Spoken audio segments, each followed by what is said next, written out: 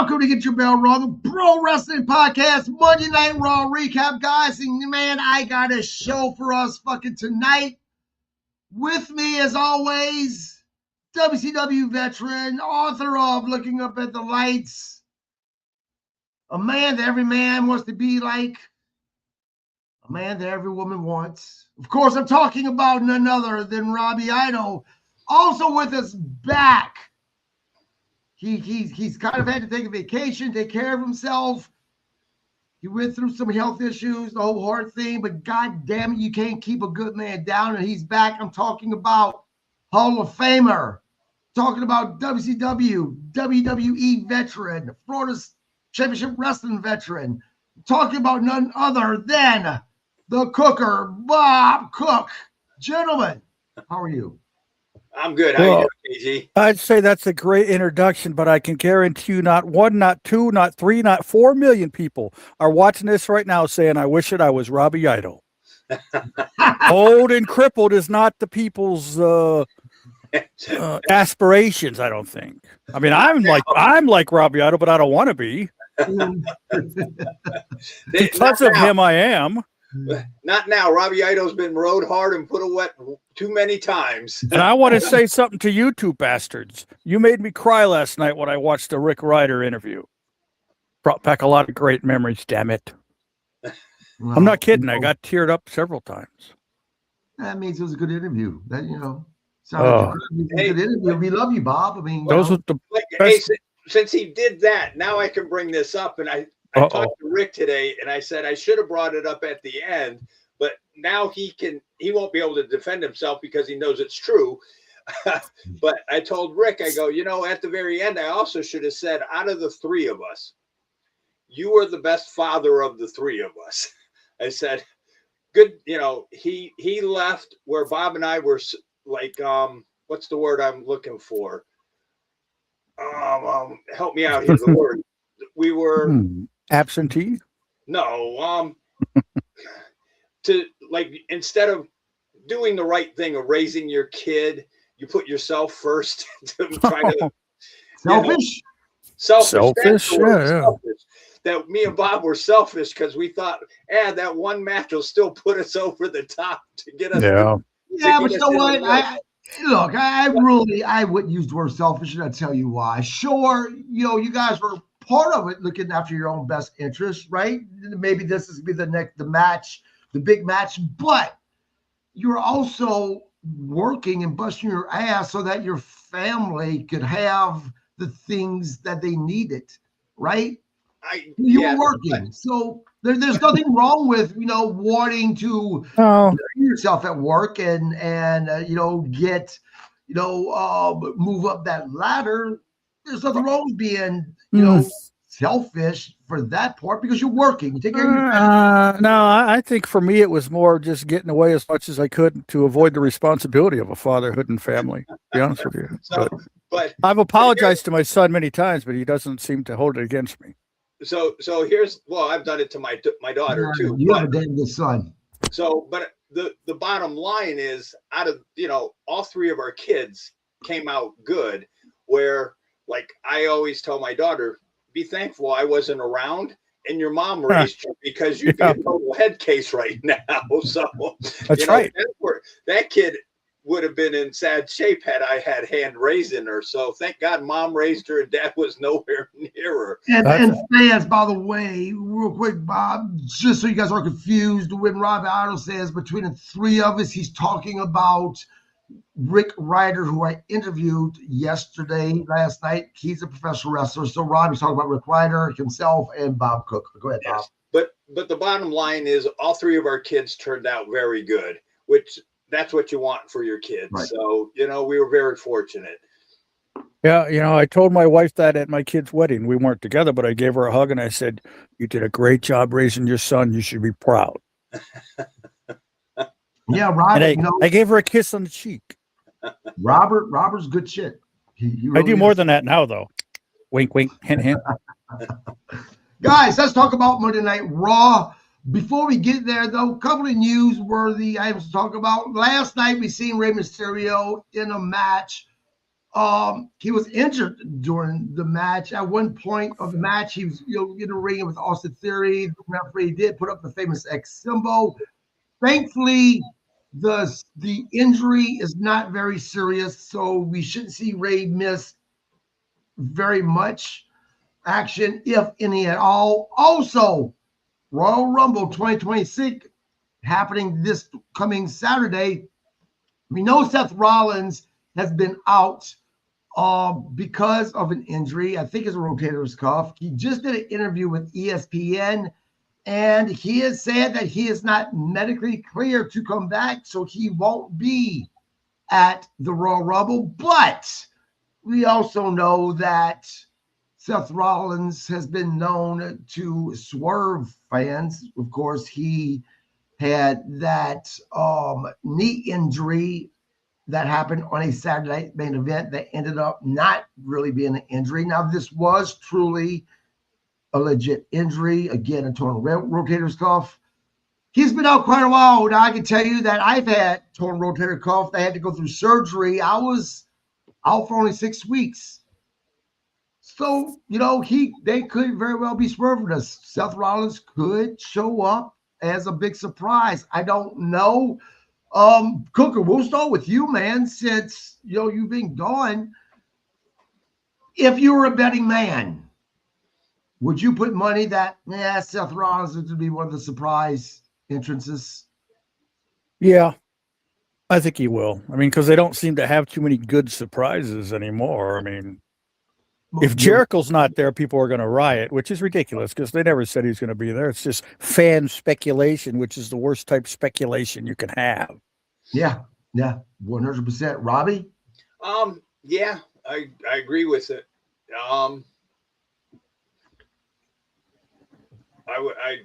If I was a betting man, I'd say yes. Yeah. Something else I want to talk about. It's not really newsworthy, but it's just something that kind of bothers me a little bit. So, Missy Hyatt put out a picture of her and her better half, talking about how happy she was and how fortunate she was to find somebody. Right?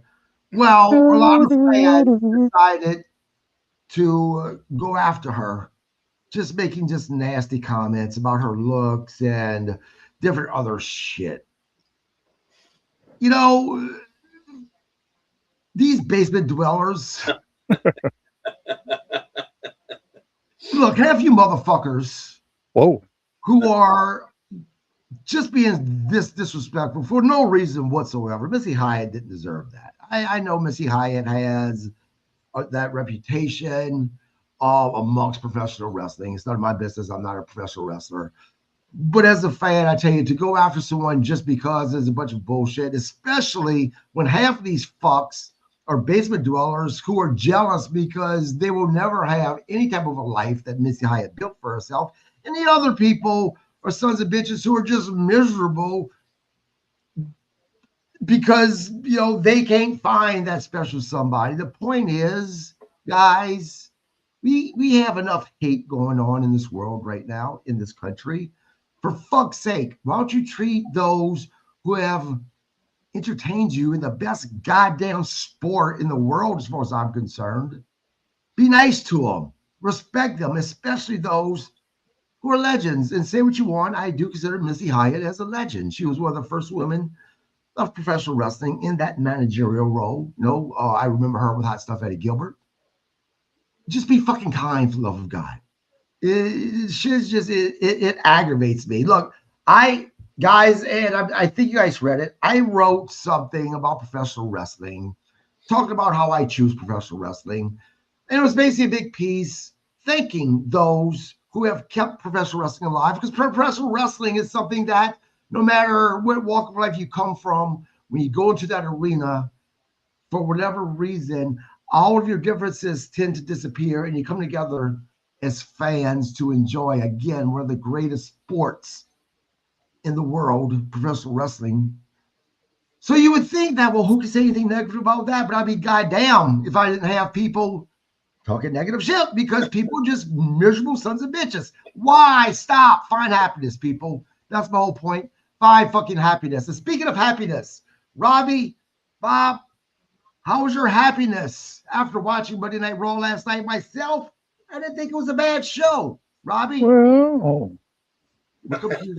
Look, he's excited. Go ahead, Bob. I know you. Go ahead, Bob. I try to go in order of. I know.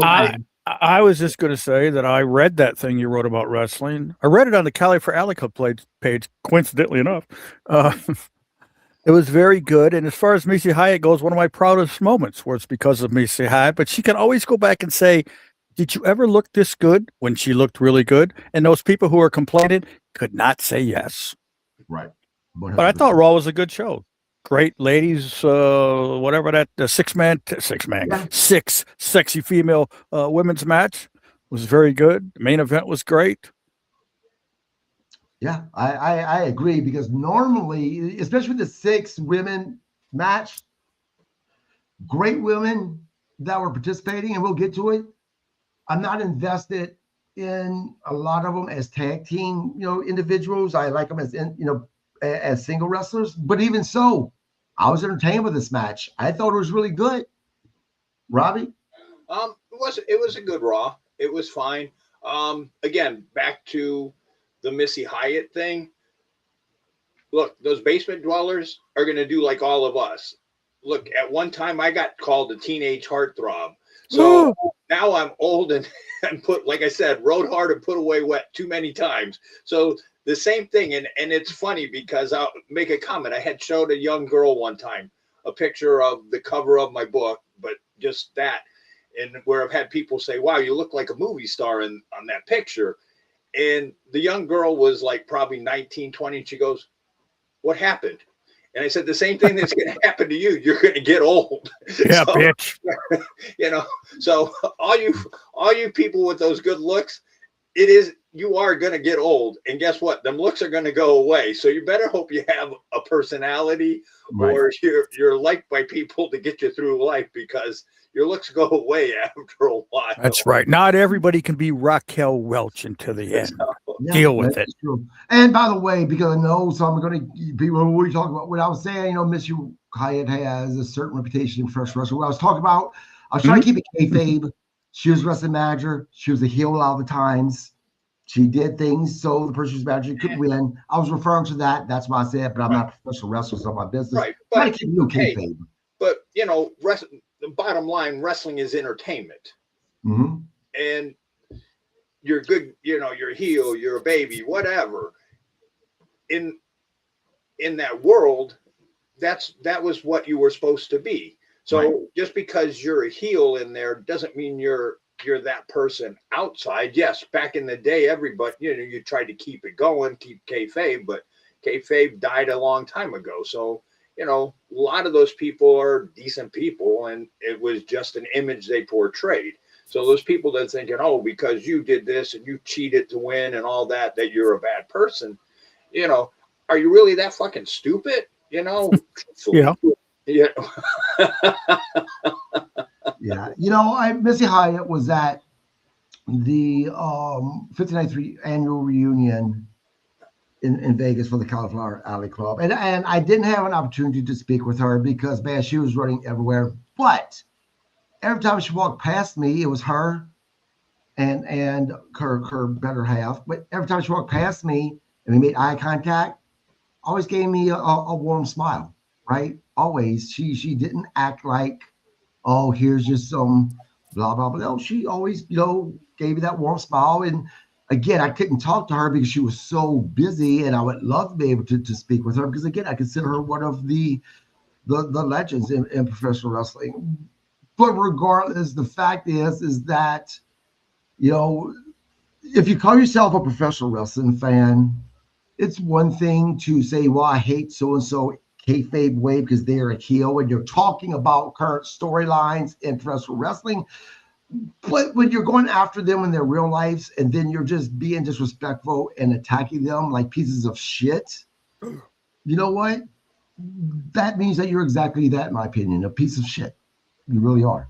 Because you can't call yourself a wrestling fan and then say, well, Robbie Idol, look what he looks like, or, look what he, blah, blah, blah. No, fuck off. What about that? Go worry about your own fucking problems in life. Don't worry about other people. Right. Well, I'd just like to say that I know the millions of followers you have right now are wondering what Bob Cook's great moment was because of Missy Hyatt, but I just have to say, back when she was dating Jason Hervey, the actor, I had the honor of throwing him out of the dressing room. And I just always considered that a great honor. And he bitched and moaned, and I can be here if I want to. I said, no, you're not. No marks in the fucking dressing room. Bill Watts said so. And he went and complained to Bill Watts and said, I told Bob no marks in the dressing room. And guess what? He wasn't allowed in the dressing room. He was a little 5'2" prick anyways. Let me ask you a question about him. I forgot all about this kid. So he tried to get involved in professional wrestling. He was apparently a wrestling fan. I forgot he even dated Missy Hyatt, but didn't him and Eric Bischoff become pretty good buddies and do things together? Yep. But you know what started it was that he was on a TV show called Wild Side in 1985 that was put opposite the Cosby Show, which was a huge mistake. But it starred Terry Funk and the legendary William Smith, one of my favorite actors, not Will Smith, the black kid. I'm talking about William Smith, the badass. He was on the show with Terry and William, and I guess he was Terry became his godfather or something, whatever they call that. I don't know. And he was at Great American Bash 89 because of Terry and all that. That's what really got him in, was because he became friends with Terry on the show when he was just a young kid. See, I thought he got in because he became a pretty popular celebrity because he was on that show Wonder Years. Well, that for sure. But he was on this other show first, and that's how he got his connection to wrestling, because Terry was on the show. He was like one of the stars. Yeah, because I think he did a couple of shows that was on VH1 that involved professional wrestling. I could be mistaken, but I swear. Also, a very young Meg Ryan was on that show. Did I stress a very young, lovely-looking Meg Ryan was on that show? I got them all on DVD. I bet you don't. I don't. It's a great show, by the way. I don't. It was a Western type A-team, right? You had William Smith was like the Hannibal character, and Terry was like the B.A. Baracus character. He was like the badass, but he was nice to old people and kids and animals and stuff. But he used to do his wrestling moves. He'd do headbutts and drop kicks and suplexes in his fight scenes. It was awesome. Yeah, I definitely remember the show. God, bring back memories, man, of back when I was young and good looking. Like Robbie Idol, right? Jeez, I only have memories. I only have memories of being young, but damn it, the good looking part. Never had that one. Let's get into it, guys. We started off with AJ Styles in the ring. Now, of course, this was the Fallout show from Saturday Night Main Event. One of the best matches on Saturday Night Main Event was AJ Styles versus what is this? Punk. No, on Saturday night. Oh, I'm sorry, Saturday night. Shinsuke. Yeah, that was a great show, though. That whole show was good, I thought. It was. It really was. But he spoke candidly about his career versus career match again. Well, it's not the career versus career. It's actually his career match against Gunther at the Royal Rumble. If he loses, his career is done. CM Punk came out and was like, man, I don't know why you're doing it. Because what if you lose? It turned into a little bit of back and forth. AJ Styles said, hey, you kind of disrespecting me, buddy. You know, I could beat Gunther. But then it turned into what was going to be a great main event, CM Punk versus AJ Styles. Now, guys, let's talk about CM Punk for a moment. CM Punk's contract is legitimately up in February of this year. It's up in February. He said that, because he only signed a 1-year contract. Oh, wow. Because he said he didn't want to wrestle. CM Punk or AJ Styles? AJ Styles. You said CM Punk. I was like, what? Styles. Okay. AJ Styles, his contract ends in February. I don't think he's going to resign, so this may actually be the last time we see him on Raw and Saturday night, and very well may be his last match, unless WWE lets him do the rest of the year with no contract. Start with you, Bob. Is that unheard of for a guy that's on his way out to be able to wrestle for a company like WWE without actually being signed on a contract anymore? Well, I think he'll actually just sign another contract. That's what he'll do. He'll realize, well, I'm only, what is he, like 48? I'm 48. No, he's 50. Holy crap, really? Yeah, he should have retired years ago. I'm just kidding. I just don't think he's going to retire. He's still really at the top of his game. Why not get a few extra dollars in the bank account? Because you never know what the future holds. Divorce, bankruptcy. You never know. Get those dollars where you can. AJ Styles said a couple of years ago that he wasn't. Jeez. Damn camera. So, yeah, I don't know. I mean, he's been pretty firm about him not wanting to wrestle past a certain age. Rob, well, if that's what he wants to do, fine, but I just don't think it's going to happen. Yeah, so let me correct myself. I'm trying to see how old he is to verify. No, you're right. So AJ Styles is 48 years old. Okay, so technically he said that he wasn't going to wrestle past 50, which means he has 2 years left. But he then made the announcement that this was going to be his last year. So this adds a whole new element for me. Is this whole announcement about him this being his last year? Is this a work? Well, see, that's the thing. Is it real? Is it fake? Is he going to retire? Is he not going to retire? It's the intrigue. It's the mystery. I say no. Who says yes? We'll find out. Yeah. One thing I do know is I wish Michael Cole would stop saying that Gunther's the guy that has retired everyone when he's fucking not. Gunther has not retired one goddamn person. Yes, he's been the final opponent for 2 individuals that said that they were retiring, but he's not retired anybody. Fuck, that gets on my nerves. For some reason. And those interviews with him, those boring interviews every week where he's like, I made John Cena quit. Yeah, we get it. Shut up. And I'm a Gunther fan. And I'm not, so congratulations. Robbie, what your thoughts, man? Well, we've talked about it. Maybe he contracts up, he doesn't re-sign, he goes to TNA. TNA? He'd probably go to AEW. It would make sense, Bob, because TNA is where AJ Styles really got his name. Yeah, right. But there's no way TNA could pay him the money WWE pays him. Come on. They are affiliated with WWE. I assure you that. Yeah, and I mean, even if he was under the WWE, I'm sorry, Robbie, even if he was still under the WWE umbrella, I could see them putting him in TNA just because to draw those ratings under WWE, because WWE's been letting them use talent. I'd much rather see him go to AEW because he could have some awesome matches with Kenny Omega and Kyle Fletcher and all those guys. Come on. Right. But forget TNA.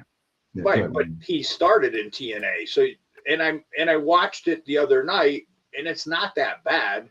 I mean, you have, a lot of people that aren't that bad in there. So, I mean, I could, is he going to do that? And plus then if he goes to TNA, WWE can bring him back because they're pulling guys from TNA anyway. So, I mean, it would make sense.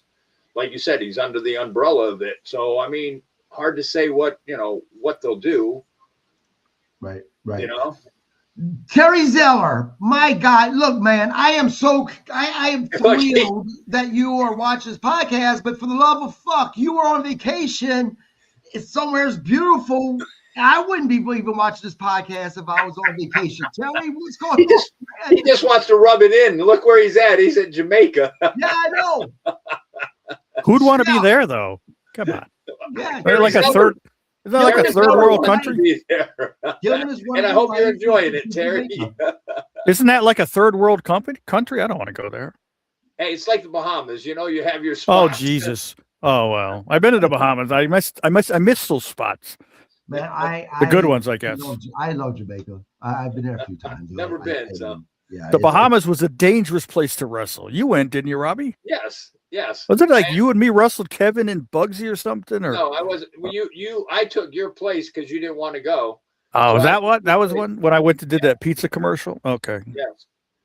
Terry Zeller, let me tell you something, man. I thought you and I were friends, but I know that you're only saying this because you know where I'm at right now in the land of the fucking frozen tundra of the world.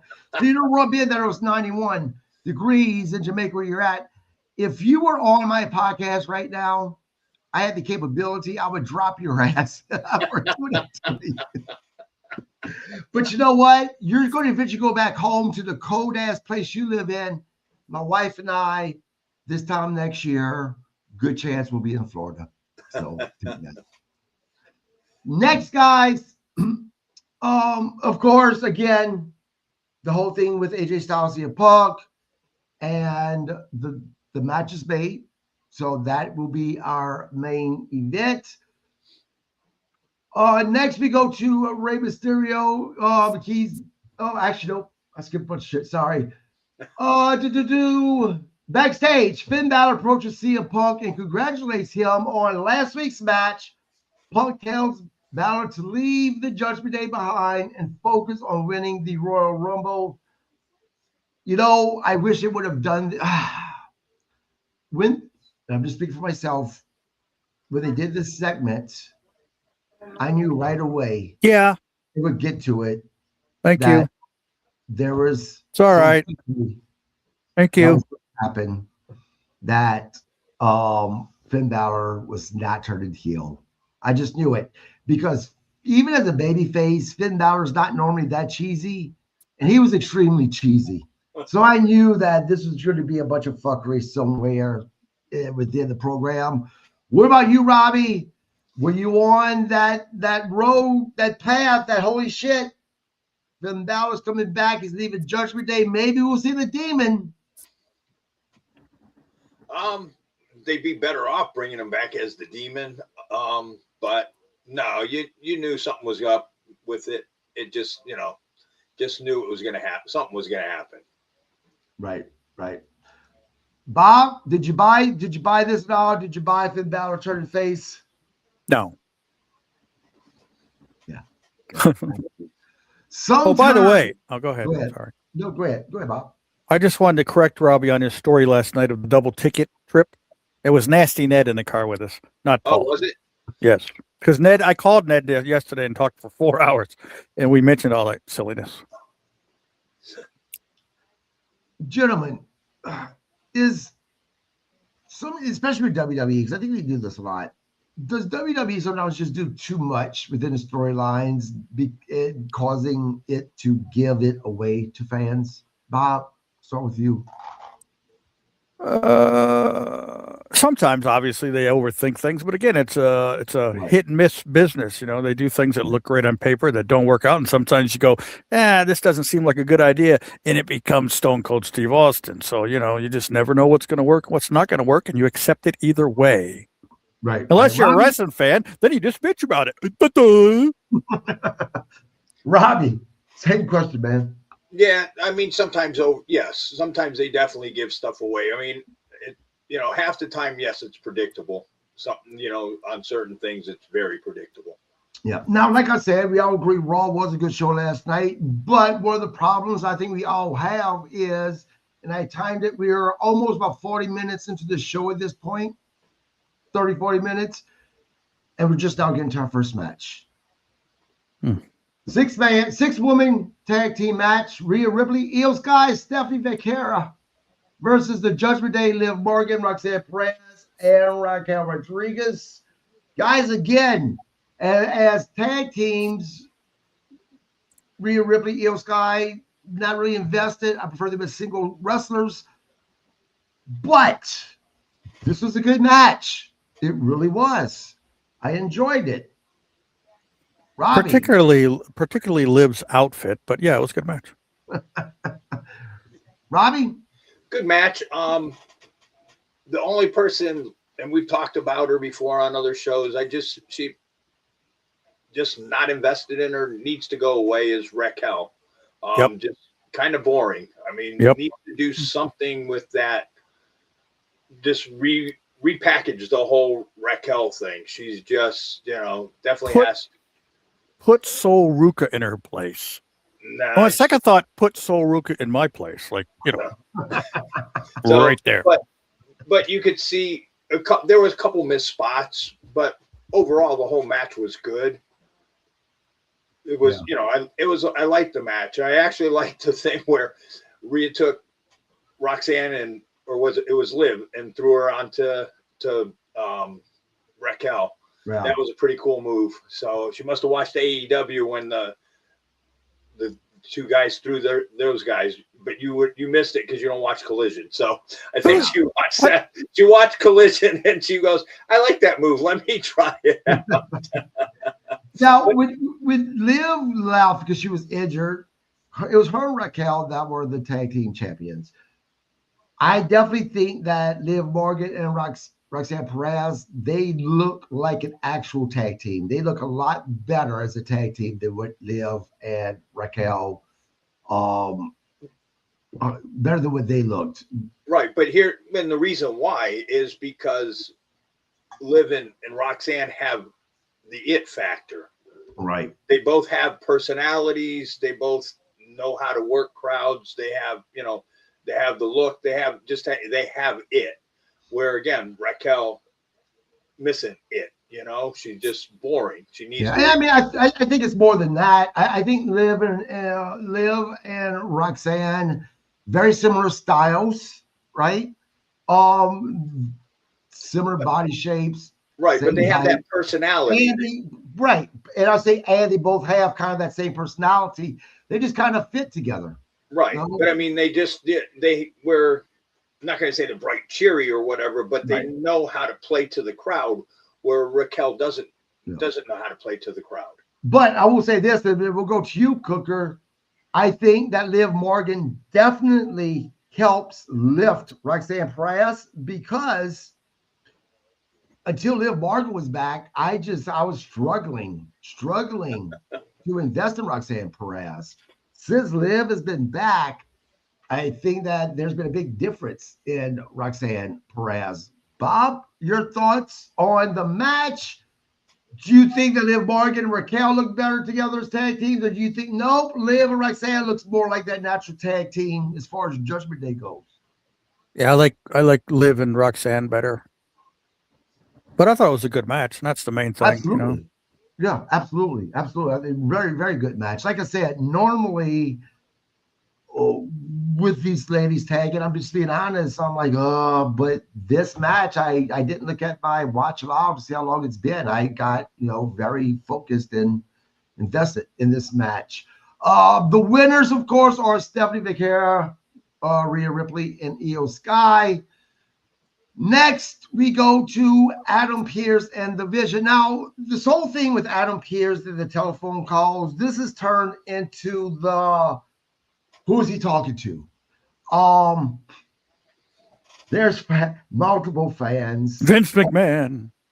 Multiple fans posted these close-up magnifying pictures of the shots of Adam Pearce on phone saying, look, if you look really hard, there's this mysterious third guy back there. We think it's him. I'm like, for fuck's sake, people. But anyway, Paul Heyman leads out the Vision with Austin Theory, Brian Breaker, Bronson Reed, and Logan Paul. Heyman criticizes Adam Pearce, claiming his actions last week directly helped Rey Mysterio. Adam Pearce comes in, he apologizes. He also admits that, he should have touched Brian Breaker because he did touch Brian Breaker first. So he is reinstating Brian Breaker, but it doesn't end there. He also announces that every member of the Vision is now entered into the Royal Rumble. He also books Austin Theory versus Rey Mysterio tonight. Guys, what you guys think about this segment? Do you think that the story is being built about this mysterious person on the phone, or is that just something fans are just thinking way the fuck too much into? Definitely. And when we start to see the Vision going to be on shaky ground, I think that that's what's going to happen with the Royal Rumble, and we'll get to why I think about that later on in another segment. Start with you, whoever first. I can't remember who started last time. Go ahead, Ryan. Well, like, who do the people really think it is? Do they think it's Vince? Would you want it to be Vince? Because he'd get the Missy Hyatt treatment. Oh, he looks so awful. Oh, he looks like Don Knotts has AIDS. He looks like, they'd come up with everything. And after a week, 2 weeks that Vince was there. Huh? Hold on real quick. Based on what you just said, It has been heavily rumored, and Guy, I have verified over and over again that it is a fucking rumor. It's not true. But what's being spread around by a lot of fans is that the board of TKO has been meeting and they're discussing possibly bringing Vince McMahon back. And again, I've heard that's that. not true, but the fans wants this. And I don't know why, because we know as soon as Vince comes back, yeah, they'll be hot to try for him for maybe 3, 4, 5 months. But 6 months from now, Vince McMahon needs to be fired. He's out of touch. He doesn't know, blah, blah, blah, fucking blah. That's what they treated Triple H as well. These fans are fickle. There's no pleasing them. I wouldn't even give him a month, let alone 5 months. Maybe. But there's no way they're going to bring him back. And he's 80 years old. Seriously. I mean, he probably don't even want to come back. Heard he's got a young girlfriend. He's got a young girlfriend and billions of dollars. Why would he want to go back to that chaos? You know, if I was Vince McMahon, which I'm not, and it's easy for me to let me. Well, I wish you were, because I'd ask you for some money. Let me say this, guys. It's easy for me to say that if I was Vince McMahon, this is what I would do, right? That's easy because I'm not him and I don't have that much money. So obviously I don't know what Vince would do. But in my head, based on everything I've read about Vince, look, WWE, man, this is this guy's baby. He was involved with it under his dad. His dad didn't give it to him. No, fuck that. His dad said, oh, you got to buy this, son. I'm not handing you the shit. And Vince turned a successful promotion, don't get me wrong, into the beginnings of this global promotion that we have now. So would Vince McMahon want to get back in if he could? I don't know. Maybe so. Vince McMahon is a very controlling person. That could be both good and bad. Good in the fact of WWE is where it's at because of him. Bad in the fact of sometimes such an asshole when you're that controlling, but nonetheless. So I don't know. One could argue that Vince would come back, but it's a moot point because they're not talking about bringing him back at all. I think that you'd have a lot of disgruntled employees if he came back. I do too. Absolutely. Absolutely. Some would probably think, oh, now I'll get a push or whatever, but a lot of them would be, I think you get a lot of notices to quit and things from maybe some of the female employees who might buy into everything that's been said, whether it's true or false, who knows? So as a fan, and Robbie will come to you next, as a Robbie, as a fan, I can tell you that I myself don't want to see Vince back. And I'll tell you why. There's no disrespect to Vince McMahon.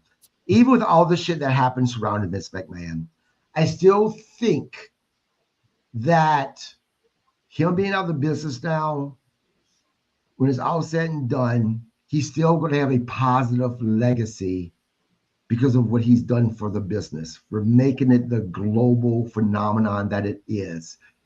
If Vince McMahon came back, I think that a lot of professional wrestlers who are actually in the ring, although Vince isn't in the ring, still I think that he could ruin the legacy that he's built, that he should have. I really do. So I think that he should sit it out and be proud of what he's done. Because no matter what other bullshit that's on the side, I don't care what fans say. You can't take away the fact that this man created the sport that we love so much into this big global thing. He really did. Robbie?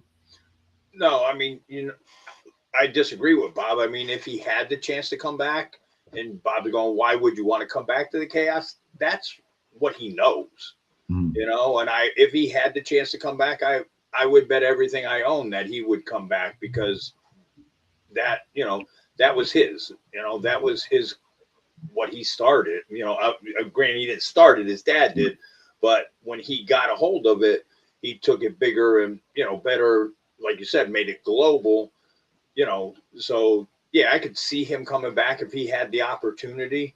But I also agree with what you said, his legacy and stuff like that. He comes back, and yeah, there's going to be a lot of disgruntled people. Because as we get older, I mean, none of us change. We all, you just get worse. So, you know, if you thought he was an asshole before. Hey, you got cameras? You got cameras on me or something? You know, people thought he was an asshole before. You know, dear God, now at 80 years old, there's no filter. You know, it's, you know, so you definitely wouldn't want him back. You know. Yeah, Robbie, you're so right. Because I can tell you, as I've gotten older, look, I'm the type of guy that I've not really had a whole lot of zero fucks to begin with my entire life. But the older I've gotten, my wife will tell you, the less fucks I give.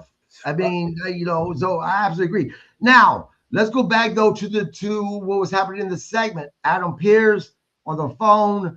Do you think, they're trying to build this thing, part of a storyline of who's he talking to? Or do you think these are just fans that's just trying to grasp at things that's not there? I think they're grasping at things that aren't there. I mean, the way you have to, I guess you would look at it, because you'd look the way Heyman is talked about, just the way he, you know, he's the son of a lawyer.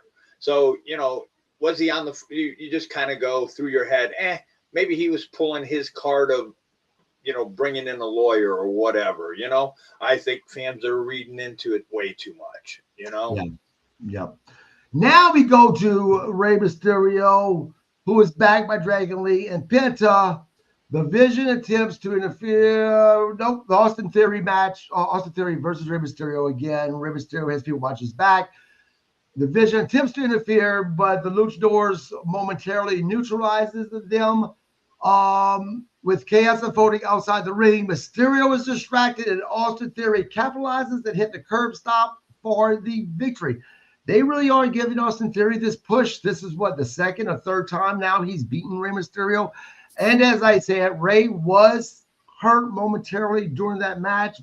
Thankfully, it's nothing serious.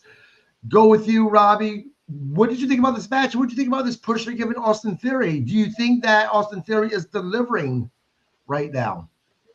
Yeah, I mean, you know, I'm not an Austin Theory guy, but it's, I guess, and the reason why I'm having it, you know, just they took him from like when he was in NXT, when they brought him up and put him with Grayson Waller. So you know, it's taken a little bit of time to try to get used to him as, okay, he went from this goofball to now you're trying to mold him into a badass. So it's just kind of a little bit hard comprehending him, but he, you know, he's doing okay, you know, doing what he's supposed to do. So, you know, he looks good. I can't say he's not, you know, not performing. So, you know, he is performing and stuff. So, you know, maybe they have repackaged him. It's just kind of taking a little bit of time to get used to the new Austin Theory. Let's put it that way. But the match was good. It was a good match. Now, post-match, the Vision brutalizes Mysterio, Dragon Lee, and Penta. Brian Breaker and Bronson Reed deliver spears, and a Tsunami medical staff assists an injured-looking Rey Mysterio to the back. Bob, what do you think about the match now, the chaos afterwards? I thought it was a good match. It's sad to see Rey get hurt. He's 51 years old, by the way, so it's impressive that he's able to do what he does after all he's done, for God's sakes. I mean, geez, the stuff he did when he was younger compared to the stuff he's doing now, and he's still doing it. It's crazy. Yeah. But more power to him. Hopefully it's not a serious injury. And I like Austin Theory. He's in good shape. He's a young kid. He's pushing young talent instead of giving the big push to the 40-year-olds. You got to start giving a little bit to the young guys, you know? Yeah, agreed. And Terry Zeller also agrees, says, I like Austin's new role. Next, we go backstage again. Can you guys believe, like, WWE never does backstage segment or these talking segments? I'm surprised about this. Backstage interview, Judgment Day. Finn Balor asks Adam Pearce for a Royal Rumble spot, but is told the match is already full. He runs into Liv Morgan, who confronts Balor, warning him about being friendly with CM Punk and reminding him of where his loyalty lies. Finn Balor slaps back and says, it's not just cut and fucking dry. Sorry guys. I know where they're going with this. I'm glad they did go where they went, because Adam Pearce saying, there's no more spots for the Royal Rumble. Kind of made me chuckle a little bit because I guarantee you that on SmackDown, we're going to have somebody say, at least one person, that they're declaring themselves in for the Royal Rumble. Bob, your thoughts on this backstage segment? It's too much Adam Pearce for one thing. Jeez. Was this needed? No. Or could we have, went without it? Was this a space filler? Well, I mean, I guess it ended because of it is what eventually ended the end of was the result of the end of the show, basically because of that, right? Because he couldn't be in the match. Yeah. So I guess it was necessary. Yep. By the way, I met Adam Pearce a couple of times. He's actually a nice guy. He sounds like a very nice guy. He really does. I mean, I'm just friends with him on social media. He's responded to a couple of my things before. I would love to have him on the show, but that'll happen. Not until I'm able to afford $1,000. Robbie, what do you think about this whole thing about, man, sorry, we just don't, we don't have a spot for you in the Royal Rumble? I don't know why that just struck me such a strange thing to say for some reason. I mean, granted, I understand this. So there's what, 30 people? 30 people. Well, he did say you're asking a week before the match or 5 days before the match. What are you thinking? True enough, but still, like I said, I just wouldn't be surprised at all if they completely forgot about that and Friday night someone declares themselves in the Royal Rumble. Right. No, I agree. But I mean, it's because they really haven't come out and said, and I guess you're not because you're trying to hold surprises and stuff like that. So, I mean, he could either be a surprise now or whatever, which you won't be a surprise. But, but they said that it's full. So, I mean, you wonder who are the 30 guys, Right. And look, I get it. I mean, I say it strikes me funny, but I get it. This needed to be said in order for what happened later to make sense, right? So I get it, but still, Zelda says 15 Raw, 15 SmackDown. Yes, sir, that's correct, 100%. Next, we go women's division. Jackie Rabbit interviews Becky Lynch. Becky's talking about the Royal Rumble herself. And then the Kabuki Warriors interrupted and exchanged some heated words ahead of the Royal Rumble, saying that nobody's ready for Asuka, and Asuka's going to win. Becky made me laugh a little bit whenever she said, "What are you talking about? I'm ready for Asuka. I'm beating Asuka." Like, what the fuck are you talking about? Becky Lynch gets it right sometimes. I give it to her that. Robbie? Yeah, I mean, I got a kick out of it. I mean, Becky made me laugh with, I think it was towards the end, one of the comments she made at the end, and it might have, said, "I'm ready for Asuka," but she also made another comment. I can't remember what it was. And that one made me laugh. It was the last comment she made, on that. But yeah, I liked it, even, and it wasn't drawn out, it was, a couple minutes and it was fine. Yeah. Now, I wanted to discuss something about Becky Lynch, Bob, before we come to you. And let me say this, though, guys, look, this podcast is not a political podcast whatsoever. I keep it strictly about professional wrestling, and I keep away from the political issues or anything controversy happening in the real world, just because people want to watch professional wrestling and even podcasts about professional wrestling to escape the bullshit that's happening in the real world. But I do want to address this.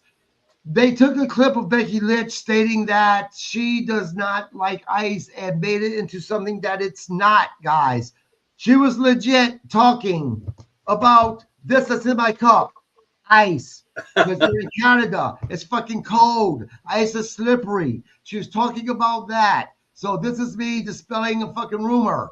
Stop it. Just stop it. Stop with the rumors. Bob, did you like this? Yeah, I thought it was funny. I liked when Becky told the other girl to tell Asuka something. Asuka said, what she said. That was funny. Yeah. By the way, you live in that state where all that chaos is going on, don't you? I do. Carry a firearm. Just don't leave your house with it and fight with cops. You'll be all right. Yeah. Well, no. It's horrible what's going on there, but the reality is if you just stay home, these things won't happen. I'm sorry. That's the truth.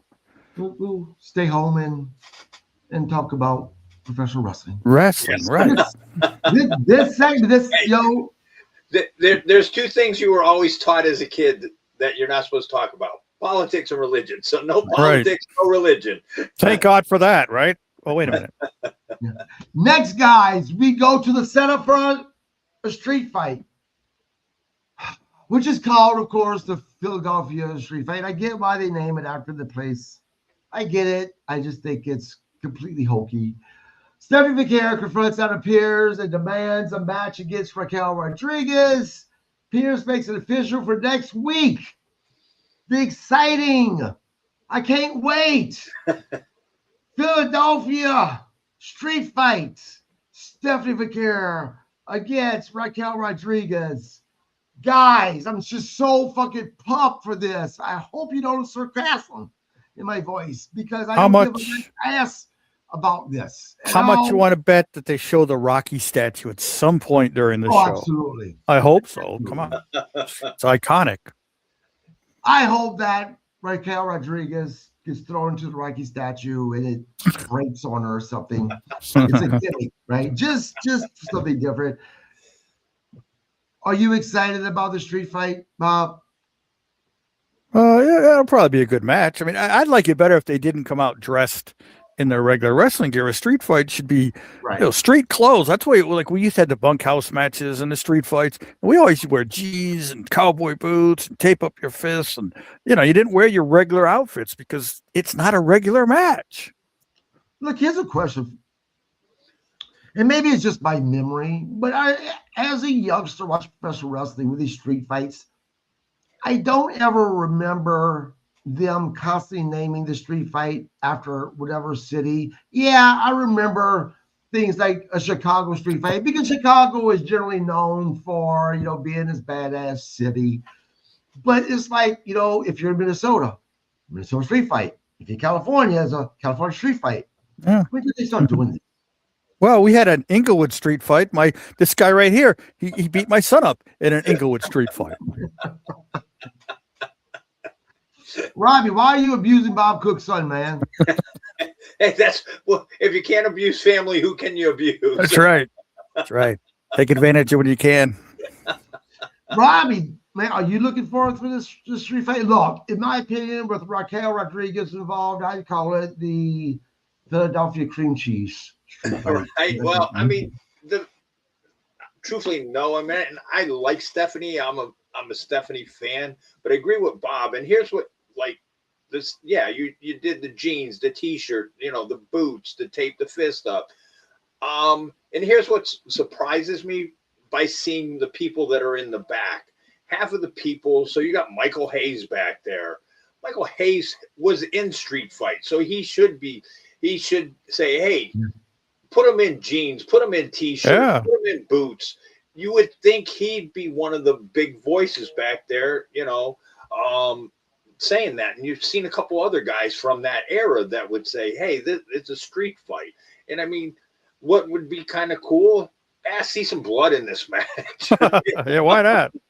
Hey, I mean, let's see some color, Raquel Rodriguez, if you're watching this, please, as of right now, start taking 25 aspirin a day.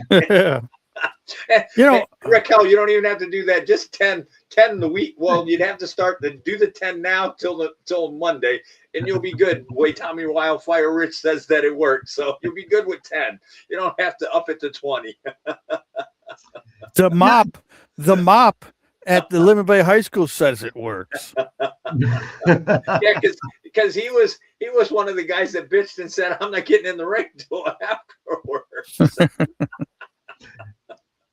I wonder if you guys agree with me or not. And tell me if you guys can remember, what is the most entertaining street fight that you guys remember, or that you guys like? For myself, I will always have I'm not going to say it's the best, but I will always have a soft spot in my heart for the street fight between Goldust and Hot Rod, Roddy Piper, because there was so much going on with that. We had the famous White Bronco with the blood stain on the side. Yes, because it happened right after the OJ. Well, they actually used footage from the OJ. Yes, they did. Roddy Piper was it Roddy or Goldust who actually really has arm broken? I think it was Roddy, wasn't it? I think he broke his hand on Goldust's face. Yeah. Or Dustin. That was a great match. Yeah, absolutely. Next, we go to match number 3, a fatal 4-way number 1 contender tag team match. Alpha Academy, Otis and Tozawa versus American Made, the Creed Brothers, versus Los Americanos, versus the New Day. Jey Uso watches from ringside. The finisher, believe it or not, we have Otis and Tozawa win this. And I have mixed feelings about this. I had a feeling that that's what's going to happen because during the match, commentaries started kind of bringing up Tozawa's history, how he was actually considered a badass in Japan. He was, this really great wrestler, even though we have what they've turned him into. Me personally, I think this is the wrong call. I would have much preferred to see a Creed brother versus the Usos. Oh. Or even Los Americanos versus. Do you see this right here? Do you see that? This is 80 sleeping pills, and I got 50 in here. If they would have done the Creed brothers against the Usos, these bottles would be empty in an hour. Yeah, but come on, Bob.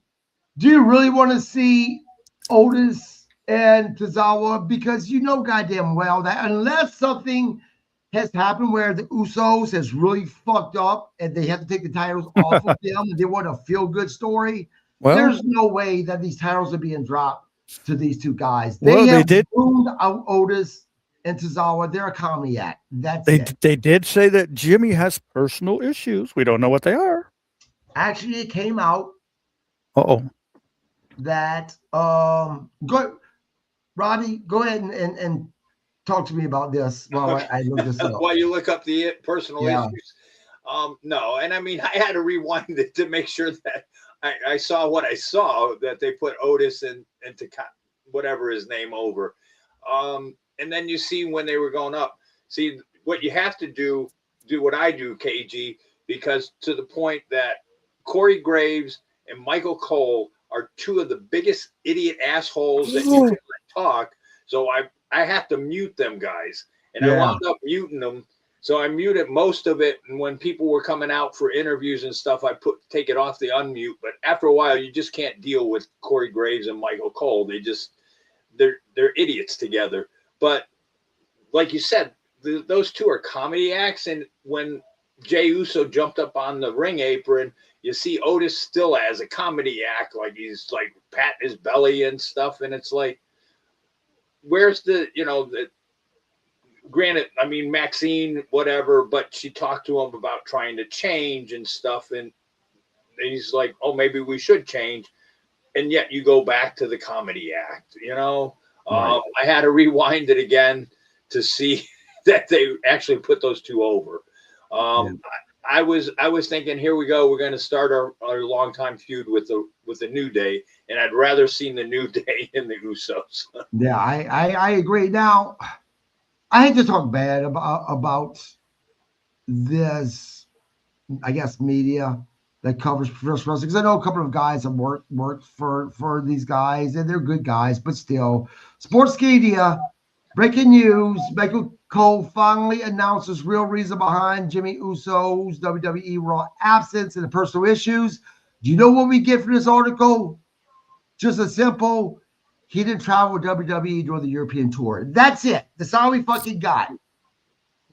Shit gets on my nerves.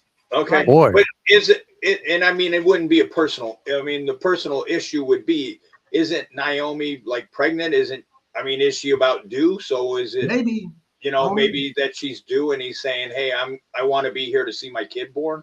Yeah. I mean, that who wants to see that though? Come on. Granny Hulkster. She says, good evening, everyone. Hey, by the way, I'm looking for you. Don't forget, Thursday's coming up pretty quick. I want to have you on with myself, the Grizzle Vet, and Robbie, and possibly Bob Cook, if you want to join us on Thursday. But I need you to message me, DM me on Facebook so we can talk about it. She's awesome. She actually gets recognized by WWE, AEW. She's this hardcore fan. Called her the Granny Hawkster. She's an awesome individual, really sweet lady. Next, guys, backstage you get with the Vision. This is what I'm talking about, where we might start having some fuckery within the Vision. The grounds they may be cracking. Logan Paul declares that one member of the Vision must win the Royal Rumble. He specifically points to Braun Breaker as the future winner. Do you think that we're going to see some issues between the Vision here at the Royal Rumble with all of them being in there? Or do you think, nope, this faction's going to be around for a few years? Oh, no. No? Not years. No way. No. What about you, Robbie? You could see it. I mean, we'll see how it goes. See what happens at the Rumble. That'll determine how, if they push where everybody's kind of working with Braun to put people out, then you'll say, okay, they're going to be around for a while. But if you see, okay, it comes down to let's hypothetically, okay, if it's Bronson Reed, Braun Breaker, and Logan Paul or Austin Theory, there's three of them in there. Okay, now if they start battling it out, you go, okay, the Vision, that Vision's done. But if you see Logan Paul and Bronson Reed just go over the top rope, whatever, now that they're probably going to be around for a while. So it's hard to say what's going to happen. Right. But if Seth Rollins comes back, he will theoretically be a babyface, right? Because it was Braun that put him out. Right. Yes. Yep. Next, we go to the main event, the World Heavyweight Championship, CM Punk versus AJ Styles. I mean, we knew this was going to be a good match. How could it not be? And it was a good match. Let's talk about the finish, guys. Were you guys disappointed at this finish, or was this is the way to go? You protected both AJ and CM Punk from taking a win. Now, honestly, this is what I would have. My fantasy booking would love to happen. You both are going to tell me go fuck myself. What? You guys aren't Gunther fans, but I'll be honest. I would never do that. I wouldn't tell you that. We'll see in a second. I was hoping that the belt would be dropped to AJ if the Royal Rumble is indeed AJ Styles' last match. Right? All this is assuming this is his last match. If that happened, I was hoping CM Punk would drop it to AJ Styles. This would turn into a career and a title match at the Royal Rumble, with AJ Styles losing, having Gunther becoming the world champion, then us having a CM Punk Gunther Royal Rumble match with Gunther beating CM Punk and holding the title until SummerSlam. And let me tell you why, guys. It has been rumored for a while now. And again, it's just a rumor right now. Don't know what's going to happen. But the rumor is that it's going to be Gunther versus Brock Lesnar at the Royal Rumble. And this is going to be Brock Lesnar's retirement match. It'd have been awesome to have Gunther against Brock Lesnar for the title. And if Brock Lesnar loses against Gunther, then he has to retire as well. That'd be my fantasy booking. Nonetheless, that didn't happen. We had Finn Balor interrupt and just beat the living shit out of CM Punk. Robbie, you and I were talking about his move, that it has to be a bitch to take, right? Right. That they must tighten up their stomach muscles to take that move. But last night, he turned CM Punk to his side and delivered that on his side. Guys, not trying to pull the curtain back. I don't like that. But at the same time, how the fuck do you take that type of move? There's no way of truly protecting yourself. Yeah. That's yourself. When I saw that, if I was CM Punk, when I got in the back, I would have punched Finn Balor in the face. We would have had problems because that was a bullshit move. I called Finn Balor a fucking asshole for that move. Yeah, but you're assuming CM Punk wasn't behind. CM Punk may have known this was going to happen. Well, no, I mean, you would have tried to. The object is to take care of the guy, right. and he looked like he just, I get it. He lost his shit, whatever, and he's trying to be vicious and stuff like that. But that looked like it sucked. And if I was CM Punk, we would have had some issues. I would have, there would have been issues in the back. Right. I mean, look, even if CM Punk knew that this was coming, right, this is what they discussed. At the same time, again, I have to ask, how the fuck, as a professional wrestler, do you protect yourself? Because I can see tighten the stomach muscles for the coup de grace, but goddamn, man, to that part of your body, Bob, would you have taken that type of a bump? Well, yeah, because I'm a professional. I do what was asked, and I suffer the consequences. But I have to go back and watch that again to see exactly what you're talking about.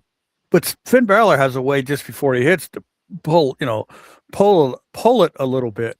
If you watch it, it's like Kevin Sullivan used to do the big stomp.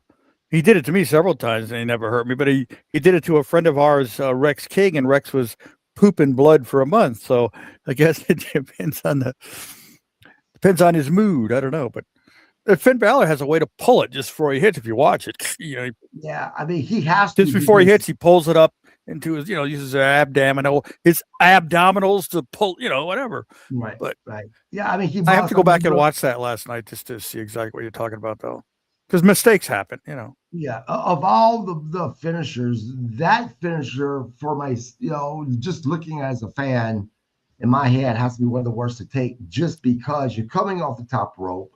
And I know Finn Balor isn't the biggest guy, but still, it doesn't matter. You're taking that hit right there, and then much less to your side, to your kidneys. Jesus Christ! I think the finish for that tag match with that Japanese kid, whatever his name is, not Tajiri, but he landed right on the guy, jumped way high and landed right. I mean, he only weighs probably 150 pounds, but he still landed right on the guy. Yeah, but if you watch that, the dude kind of caught him. Yeah, but he still. Yeah, but he kind of broke his fall because his hands were up, so he broke his fall. It's like I remember wrestling Too Cold Scorpio, and his finish was that flip, and you had to suck in every ounce of air you had, and when he landed, you're going to still lose it all, but you had it was brutal. Yeah. Now I know, and he didn't land with all his weight on you either. I know for Rick Ryder. Obviously, the finisher that he hated the most was Razor's Edge. Scott Hall? Oh. By the way, you called him Kevin Hall like 4 times. Yeah, I what the hell? What the hell? I mean, Scott Hall. Rick forgot to mention that Sid Vicious broke his neck. Remember that, Robbie? Oh, I didn't know that. I don't think I was there when that happened. But I remember going to the hospital to visit Rick after he had his surgery, and I brought him a Sid Vicious style as a homecoming gift. He said, "You son of a bitch." Huh. Robbie, what was the worst finisher you've ever had to take? Out of all of them, probably the Buzz Sawyer splash. Oh, or the fat ass Rikishi splash back when he was part of the Samoan squat team. What an asshole he was back in those days. Yeah, but that wasn't that bad. I have to say it was probably Buzz. Well, maybe he didn't like me. Well, maybe not. So I didn't like him. Because I worked him as the Samoan Savage, and he wasn't bad.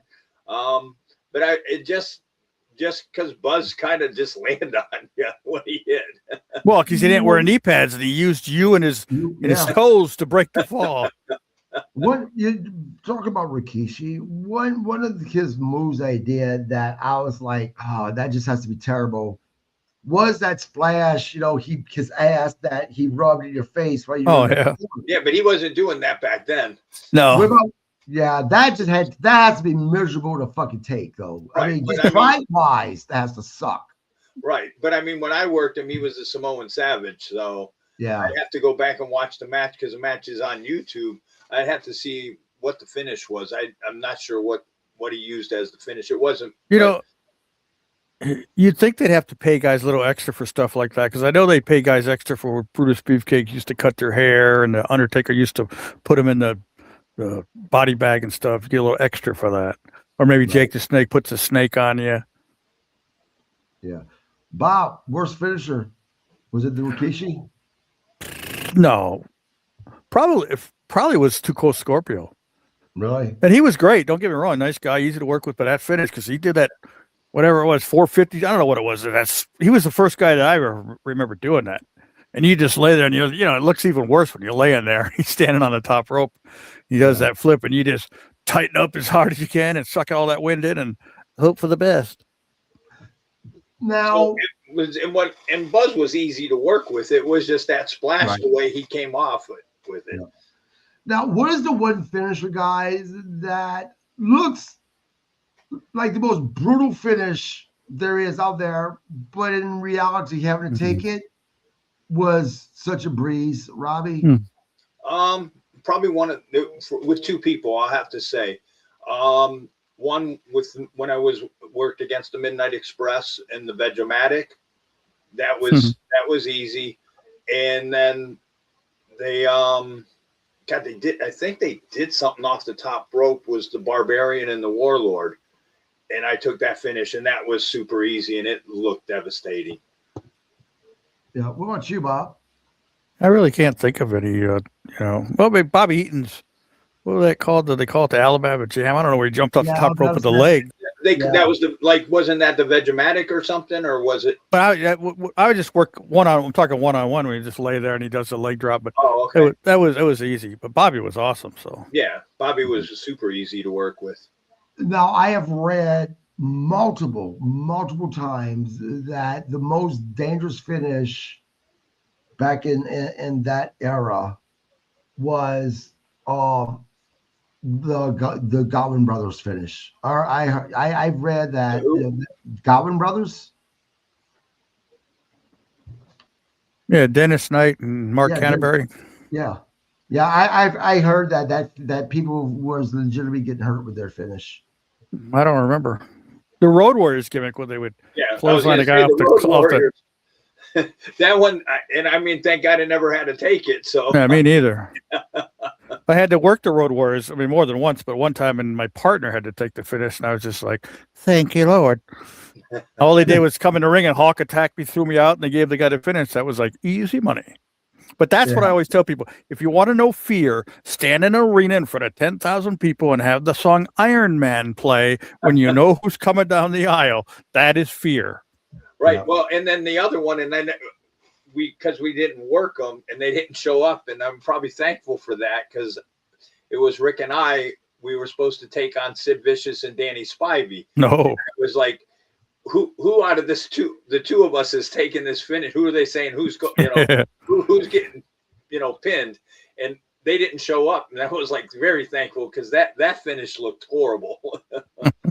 Yeah. Now, according to Henry Godwin, he said that he actually suffered a severe, legit neck injury during the match against the Legion of Doom. With that finish. Yeah, so people say that finish was definitely difficult to do as well. I'll be seeing those guys in April, and I look forward to it, because they're two awesome guys, Mark and I've heard they're just great men. Yeah, absolutely. Guys, overall, I would give, honestly, B+ for all last night. I agree. Yep. Now, let's do a little bit of prediction. And I know you hate doing that, Bob, but you know what? This is fun. He's just a miserable bastard at times. Hey. See? Let's talk about the Women's Royal Rumble. Robbie, who are you picking?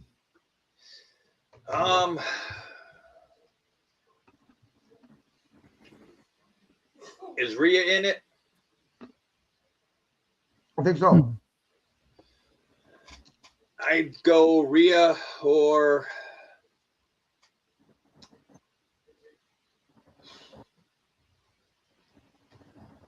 I could see him doing a swerve and doing Becky if Becky's in there.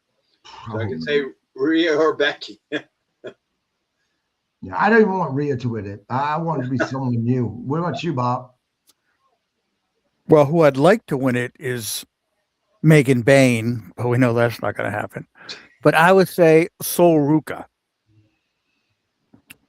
I'm going with Liv Morgan. Liv? She just got back. She just got back. Yeah, I think that she's going to take it. What about the men's division, Bob? I'm going to go with Roman. Yeah, I'm kind of going. I gotta agree with him. I'm going to. You know what? I'm going to go the Dater side a little bit, just because he's so new to the main roster. Obafemi.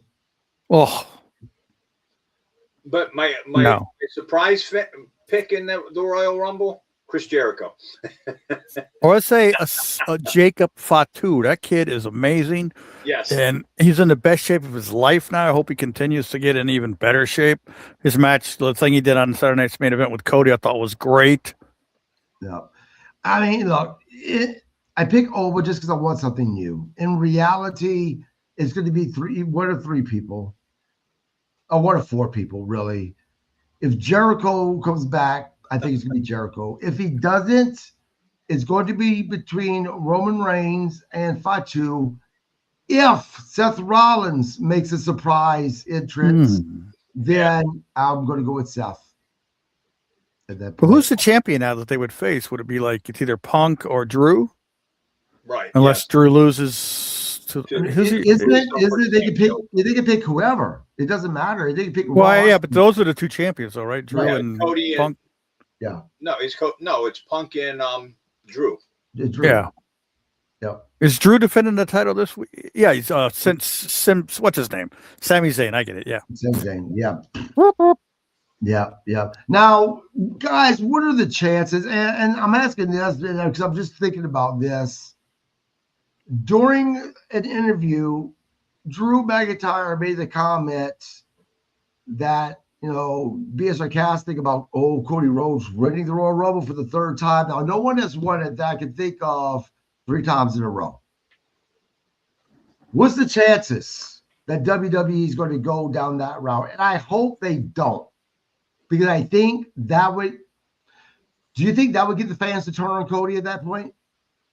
Maybe. I mean, they're slowly doing it anyway. They're slowly turning on CM Punk. If you notice, his pop is getting a little less each week, unfortunately. But that's the way fans are. They get what they want, and they want something else. It's pretty cool. But pathetic, overbearing, obnoxious bastards they are. I've come to the conclusion that wrestling fans will get behind the guy for the chase, but if they get it, then they turn on him. Yep. Then they'll say, well, you push them down our throats. It's like, you motherfuckers were cheering it. You wanted it.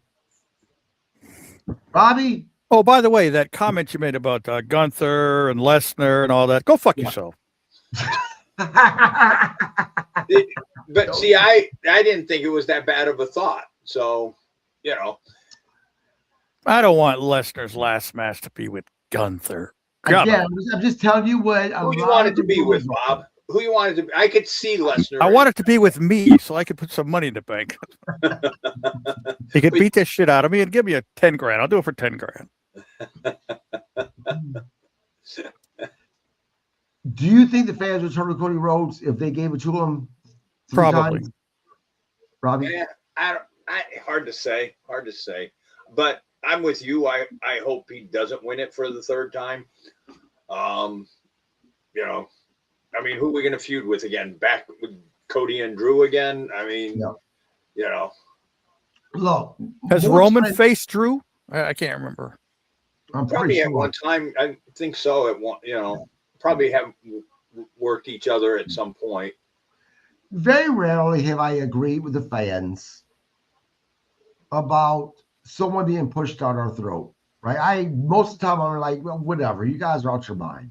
But with Cody Rhodes, he's one of the few that, and Cody's good. I'm not taking anything away from Cody. He's been phenomenal, right? But he is the one that I feel like has truly been pushed down people's throats, is Cody Rhodes. So I don't want to see him win a third time. I want to see Cody not disappear, but kind of go off, do, some type of a feud without the title, and then come back later. Let us miss Cody being in the main event picture. Okay, let me call Triple H right now and put that in. But yeah, so guys, B plus is what you guys got for Raw. Raw Rumble on Saturday at 2:00 in the afternoon. Yeah, which means and he's already bitching about it 2:00. Did you know why? Because that miserable bastard will be sleeping. So you'll have to watch the replay. Hey, motherfucking Fabe.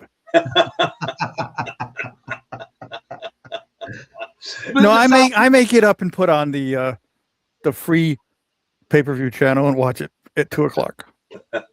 Thanks to Michael. Besides the Royal Rumble match, is there any other matches you guys looking forward to? Can't think what the other matches are. Right. Well, I mean, you got Drew and Sammy. I'm hoping they definitely don't put Sammy over. They're not.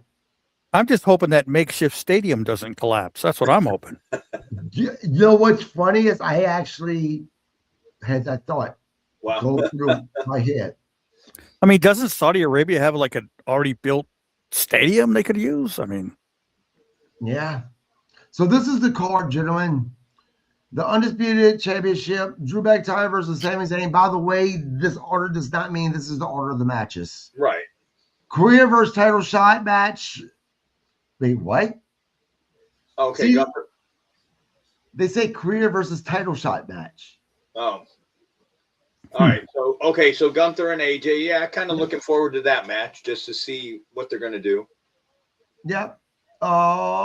This is what they have for the confirmed anyway. Royal Rumble, Cody Rhodes, Roman Reigns, Gunther, Jey Uso, Rey Mysterio, Jacob Fatu, Solo, Pitta, Dragon Lee, Brian Breaker, Uba Femi, Logan Paul, Javon Evans, Bronson Reed, and Austin Theory. The women, Rhea Ripley, Io Sky, Liv Morgan, Charlotte Flair, Asuka, Bayley, Roxanne Perez, Julia, Jordan Grace, Nia Jax, Lyra Valkyria, Raquel Rodriguez, Chelsea Green, Lash Legend, Alexa Bliss, and Becky Lynch. So, who I'd like to see win the women's, which I would think it would be cool, would be Chelsea. No. Yes. Sorry. No, I like Chelsea. I think that she's one hell of a talent. I just don't like her character on WWE. No, but she pulls it off. So, yeah. I mean, as long as they don't give it to Lance. So, so basically, I'm just looking forward to the Styles versus Gunther match and then the Royal Rumbles.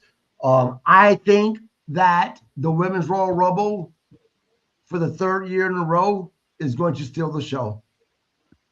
Last year, they were definitely better, and so was the year before. So, but there you go, guys.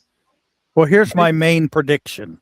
Yeah. No matter how good or bad the show is, the wrestling fans will bitch and moan. This guy wasn't there. There wasn't enough surprises. They won. They should have lost. Oh, la, la, la, la, la, la. Go fuck yourselves.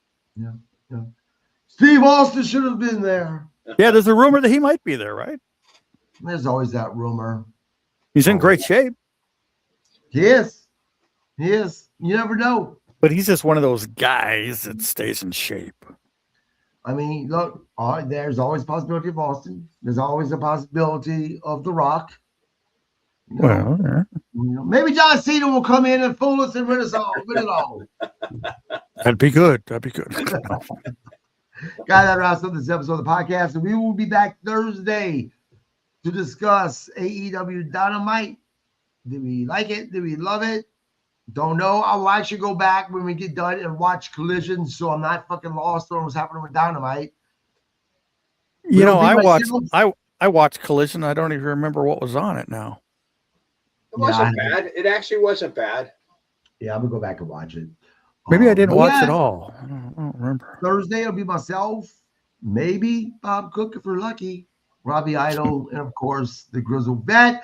And after the recap, we're going to be talking about the Royal Rumble, talk about the history of the Royal Rumble, and talk about past Royal Rumbles. It's gonna be a fun podcast. Who invented the Royal Rumble? Does anybody know?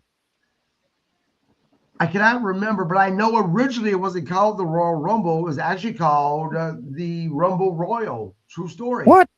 Yeah. Well, I'm going to tell you. Pat Patterson's the guy who came up with the idea. Yes, Pat Patterson. Yep, and it was originally called the Rumble Royal. It's backwards. Mm. Yes. Crazy shit, guys. Crazy shit. Anyway, Bob, you writing a book, man? Anything you want to tell fans? Writing a book, yeah. I'm going to get AI to write the book. At least it'll be proper grammar. Robbie, anybody that you're going to be beating the shit out of again coming up? Not. I'm waiting to hear a date. So yeah, when is that day? Where is that place? When is that show? I don't know. There's the rumor it's been moved from April 11th now to the tentative date is May 2nd. Because I guess there was a conflict with bands and wrestling, and so I don't know. But tentative. But I haven't talked to Joe, so I haven't heard anything. I mean, hopefully it'd be May 2nd and go from there. So are you saying I need to be your partner so we could teach certain people how to sell? Well, supposedly the hard way. Supposedly. Dad came to his senses and realized his kid's not ready. So, oh, what? No, you never know, fans. Maybe I've dropped all this weight because my big wrestling debut. That's it. We'll be at the Twisted Fork. Maybe. I mean, fuck. We just had this guy that's been all over the internet. He's I think late 60s, early 70s. Made his debut in professional wrestling. The oldest guy to make a debut, and he's out getting. He's doing. Who's that? Who's that? He's this guy, I can't remember his name. Look him up. He's the oldest guy in professional wrestling history to make a debut in his, I think, late 60s, early 70s. So yeah. So now he bypassed Joe because Joe was supposed to be the oldest rookie there at 61 when he made his debut. Was he? Yeah. Let's see. Oh, who is this guy? Yeah, let me get you his name real quick. I don't know. Probably some mark for himself, that's for sure. He's getting booked.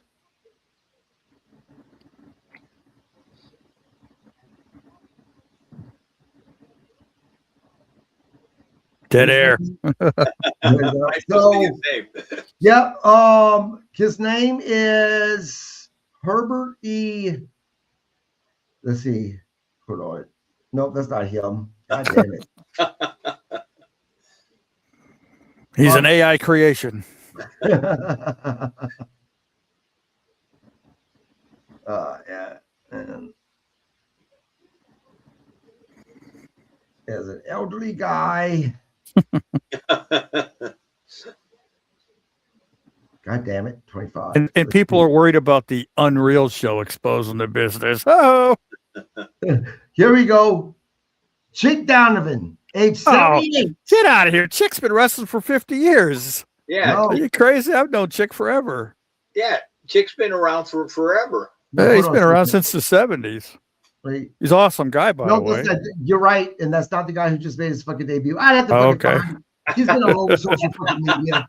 I'm not to find the son of a bitch. Chick is a legend. Yeah, and he's almost 80 years old and still wrestling, but But Dory wrestled like what at 80 or something? Yeah, Dory, yeah. So you had Dory, I mean, and I think he was like the oldest. Not debut, but oldest to do like the wrestling. Yeah, that's what I meant. Not debut. Another awesome guy. God damn it. Yeah, fucking, you know what? If I wasn't trying to look for it, it would come. Is his name Joseph Saraceno? Right. I don't know. Oh, that's it. It's been all over my social media fucking pages. And now that I want to find the son of a bitch, I can't find him. Well, he probably died, and they said, well. But I will be looking for him next podcast. I'll have his name for you guys. But please subscribe to this very chaotic podcast. It's not put together very well, obviously. Well, look at your co-host. Yeah. Right? We've had a few chair shots to the head. Right? You have 2 rejects from WCW, Florida. Chair shots and ring rats left in our wake. I mean, look, at least you guys made it there. I mean, right?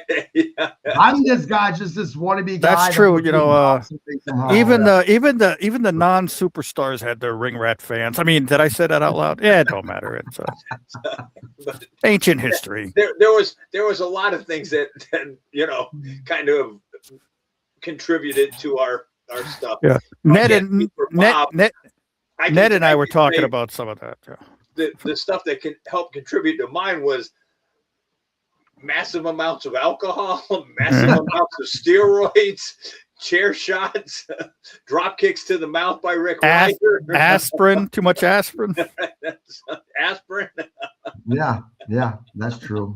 So I know a lot of my contributions. Yeah, and Rick did have a great drop kick. You see this tooth that's missing right there? Yeah. 30 years ago. I didn't want to bring it up last night when he said I didn't hurt anybody.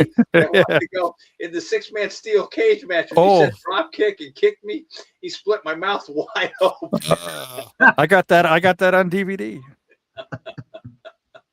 Yeah, Mark, I hope you're watching this, because even Rick Ryder, been in the business for a long time, said Bob Cook had the best punch in the business. So suck it, Mark.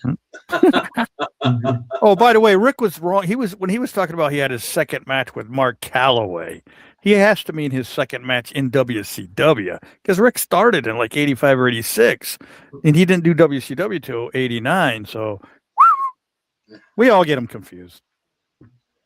He's the oldest one out of all of us. That's true. He did look a little frail. He looked a little frail. I mean, the guy, like I said, I was right before we went on air. I was watching the match where, you know, his partner was the trusted Cactus Jack against the Steiner brothers, and the Steiner brothers, that match was brutal. They looked like they were kicking old boy's ass, and then after that, of course, Cactus Jack beat the snot out of him too. So poor Rick Ryder, man, he's got a couple of shots himself. Well, so anyway, guys. I worked with the Steiner brothers several times, and I can say that you knew they were there, but other than that, it was fun. Yeah, I bet. I can only imagine. You know, it can't be any worse than what Robbie was doing his last match, beating the snot out of that poor guy with the freaking kudos. Oh, the one that wouldn't sell? Yeah. Super Cena? Super Cena. Like I told Robbie, that reminds me of the time when we had that he wrote about it in his book where we beat up the DJ that wanted to get smart with us. God, I know that's on tape somewhere. I just wish I could find it. It's funny because I seen that and I went, how many times have Robbie talked about being the professional, and you know, and here he is beating this dude like, you know, he owes him money, like son of a bitch. Bob was like, you should have hit him harder when he didn't sell. Yeah. It was like, Bob, I was swinging for the fences. With each shot, you should have been yelling, sell. I did. When I hit him after the first one and he didn't, I was like, stay the fuck down. Did you ask him afterwards, like, hello, what were you thinking? Well, because he thought Richie and I were supposed to powder out of the ring. But we were supposed to cut him and Chief off. Chief was supposed to take the spear, and your kid took the spear instead of Chief, because Chief said, screw you guys, I ain't getting in the ring no more and getting hit. He was the only smart one out of the bunch. That's awesome. Tell me this. Do you on a video that you said that you posted, Who was the woman? I think it was a woman that every time you hit this poor bastard with this Kindle stick, she was just cracking the hell up, laughing her ass off. I'm It was like, his wife, wasn't it? It was your wife. wasn't that your wife laughing? I think it was. Maybe, or it was either her or Penelope. I don't know who's sicker. The person laughing at this poor guy getting beat or Robbie for beating him. I think it was Robbie's wife. If she was sitting with my wife, I think it was her. No, you know who that was? Now I know. No, because my wife, I'm not sure where Sheila was. That was Robbie's wife. It was Erin. Okay. It was Erin. Oh, Erin. It was Robbie's wife that was cracking up. You know, I don't know Erin. I don't know her at all. We're Facebook friends. Very nice person. She seems like it. And she seems like she's a sweet person. So to hear this evil laugh every time you beat this guy kind of throws me off that I was coming from Erin. She's a sweetheart. She's a good kid. So wrestling brings out the worst in people. Yes. Hey, she was amused. Yeah. I mean, well, it was funny. And if you listen to her on that tape and she's laughing and you could hear her going, Richie, she's like, Richie can't breathe. Richie can't breathe when you see that my partner, the heavyset kid, trying to get up or whatever. And she was laughing like, Richie can't breathe. You're like hitting the guy with the Kindle stick and he's not selling, and you give him a forearm and he acts like you got hit by a meteorite. I know, right? Because he was like, you're supposed to leave. And I'm like, no, not yet. And so that's when he decided to sell. This is why my wife and I are strongly leaning towards Florida in August, moving, that direction near you guys, because the amount of fun, and I think even the amount that, how much better the podcast could be if we're there together, and and you guys involved in the matches, and me being able to go watch it in person, and I think it would be good all around. She'll say that till she gets to meet us. Then she's gonna look at you, KG, and go, "What the hell were we thinking?" Look, guys, my wife, just the fact that she's married to me, she can pretty much handle everything, because she was with me whenever I was doing my thing, and that didn't scare her off. So she's pretty thick skinned. But anyway, that wraps up this episode, guys. Again, subscribe to the podcast. Don't forget, we're going to be here Thursday. Until then, you all have a great week. Stay warm. By the way, fuck you, Robbie, in Florida, because the next cold front is supposed to fuck you guys up in the next few days. Well, you can tip your coat and your warm weather that's been thrown in my face. Here, I didn't say anything. It's supposed to go down to 26 degrees in a couple days. Let me tell you something. And I thought about this because when I was at the gym this morning, one of the guys goes, "Yeah, next week's going to be colder." So our daughter sent us pictures from Nashville, like on Sunday when she had lost power and stuff. And Mom was freaking out because she wasn't returning texts and stuff and driving me up the wall. Being a mom, Sheila was, but hey. But anyway, she had sent it, and you could see the snow and the ice and everything in Nashville. And Aaron goes, "This will be the last time I have to deal with this." And I'm thinking, you're going to come to Florida. You'll be here on Sunday, and next week's supposed to be colder. It may not have the snow, but now you're going to deal with the cold. The reason I said fuck you is, you've not directly said anything, but, in our chats, you kind of, threw it in there, the temperature now and then, while I've been freezing my ass off in here. So yeah, kiss my ass. Hey, I feel bad for you, KG. No, you don't. You son of a bitch. So I do. I could, because I'll tell you what, there's no way in hell that I'd be able to deal with that. I mean, it was funny talking to somebody in the gym this morning, and I go, as a kid in Buffalo, it got cold. And I remember a few snow days, and as a kid, you're like, cool, we don't have to go to school, and you went out and played in that shit and stuff. But the little bit I have had to deal with being cold and stuff, and probably not dealing with a lot of the snow and stuff like what you're dealing with, there's no way in hell I could deal with that. It sucks. I'm old. I have injuries. I hurt. And the colder it gets, the worse I've hurt. So fuck this. Yeah, well, guess what? I'm older, have more injuries, and hurt worse. So there. But you're in Florida, so I don't care. It's 40 degrees right now. I would take 40 degrees right now. Trust me. Didn't you listen to me in the beginning, Bob? That's like summer to KG. Negative 36 degrees. I come from Michigan. I dealt with it when I was a kid. Man up. When I was a kid. See, we went snowmobiling in 20 below. Come on. Hey, look, I've been hiking in it, but it hurts. And again, I've been in 23 years and I'm done. I've done my time. I've raised my kids. They can kiss my ass too. They choose to stay here. I'm out of here. But hey, I tell you what, you take his old ass and put him up there now, you wouldn't hear him stop bitching until the sun came out. But I would love to see the snow. We were talking about that. We were talking about that yesterday with Ned, where we were on that highway in the Carolinas and we're all hanging off the edge of the car, sliding down the road in the ice. Remember that? You were there. I'm pretty sure you were there. We're all hanging on the back of the car and on the ice. No one's on the highway. It's nuts. Yep. All right, guys. You guys have a great week. See you guys Thursday. See you on Thursday.